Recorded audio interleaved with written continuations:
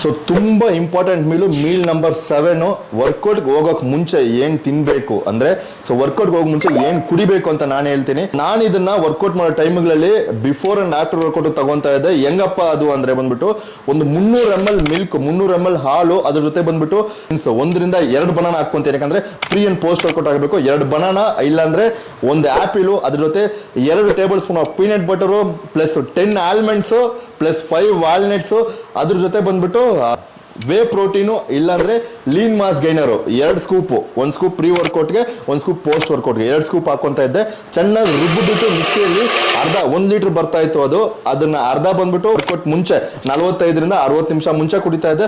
ಅದಾದ್ಮೇಲೆ ವರ್ಕೌಟ್ ಆದ್ಮೇಲೆ ಇಮಿಡಿಯೇಟ್ ಆಗಿ ಕುಡಿತಾ ಇದ್ದೆ. So most important pre workout meal ಏನಂದ್ರೆ ಬಂದ್ಬಿಟ್ಟು ವರ್ಕೌಟ್ ಆಗಿ ಈ ಜ್ಯೂಸ್ ಕುಡ್ದ ಆದ್ಮೇಲೆ ಬಂದ್ಬಿಟ್ಟು ಒಂದು 40 ನಿಮಿಷ ಆದ್ಮೇಲೆ 200 ಗ್ರಾಮ್ ಸ್ವೀಟ್ ಪೊಟ್ಯಾಟೊ, ಅದ್ರ ಜೊತೆ ಬಂದ್ಬಿಟ್ಟು 3 egg whites plus 2 whole eggs.